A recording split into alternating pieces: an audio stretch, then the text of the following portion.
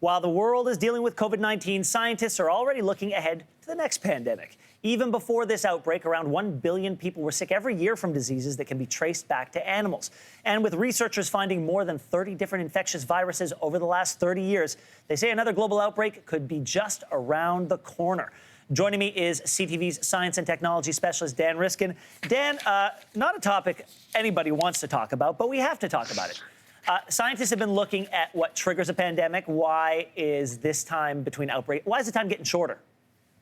Yeah, I mean, so if you look at how frequently viruses make the leap from animals to people, it's been getting more and more frequent. And that's because these outbreaks, they seem like they're a health emergency, but really they are a symptom of an environmental emergency. It's because of the erosion of natural ecosystems that these viruses that normally stay in the wild are making the jump to people. So one thing is loss of habitat. If animals don't have anywhere to go, they bump into people. They end up in cities. They end up right up against cities. They end up coming into places where people live. The other thing is when you have broken biodiversity, when you have less diverse places because of environmental disturbances, the animals that stick around tend to be things like rats, bats, insects, things that spread disease. And so that creates further problems. And then the other thing is the wildlife trade. And so when you look at markets in places like Wuhan or around the world, especially in the East, you see a lot of animals that are being traded and brought to these markets. They're kept alive in cages. And like, you know, a disease that would never go from like a bat to a pangolin, when would they ever meet each other? Well,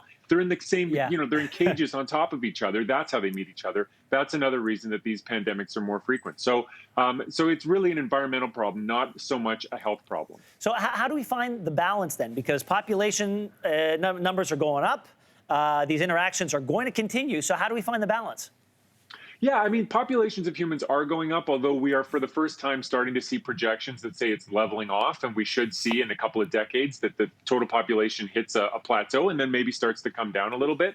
So we're starting to see how big the human population is going to get. But not all people take up the same amount of space. I mean, one person who has a giant mansion and a giant lawn and flies, you know, across to Europe a couple times a year for work has a much different impact on the world than somebody that's living a very different lifestyle in a remote village. So our footprint as individuals really matters. And so you can't just take the number of people and multiply it by some factor. The choices we make about how we get around, what we do with our spare time, where we spend our money, who we vote for, all those things really make a big difference to the likelihood of more diseases making the jump. Dan, Canada is reviewing its pandemic alert system after finding scientists didn't feel they were equipped to warn health officials of impending pandemics or advise on how to deal with this one when it hit.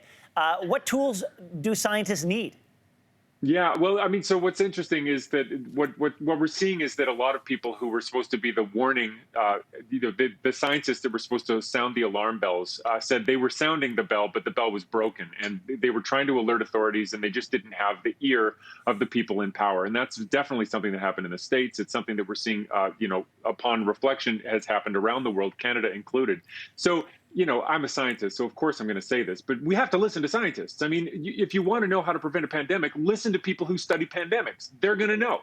And so this is the case. And so that's, you know, and it's not just pandemics. You know, scientists need to have a voice. They need to be heard, and we need to protect their voice within government. You can remember back to the Harper government when scientists didn't have a voice and were silenced.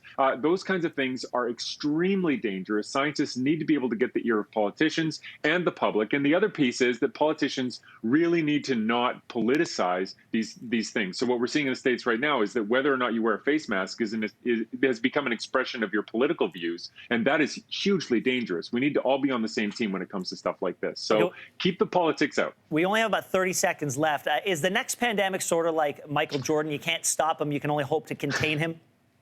Yeah, the difference is Michael Jordan retires every once in a while, and as far as I know, is not playing basketball anymore. Pandemics will always come. And so one of the big things that needs to happen is the scientists need to be looking ahead. We need to be studying the viruses that haven't made the leap yet. And listen, if you're somebody that just wants to focus on Canada and you want to have like politics that are all about just protecting your family and your country, you can't do that without looking at the whole world. The fact is, something that happens in China affects your family today, and it's going to be like that from now on. So keeping an eye on the environment and the world and politics and food safety and all those things is just the way we need to go forward. Daunting task, but something that we've got to really look square in the eye. Dan Riskin, thank you for joining us this morning. Thanks a lot. Thanks for watching. If you like this, be sure to subscribe here. And you can check out more Your Morning videos right here.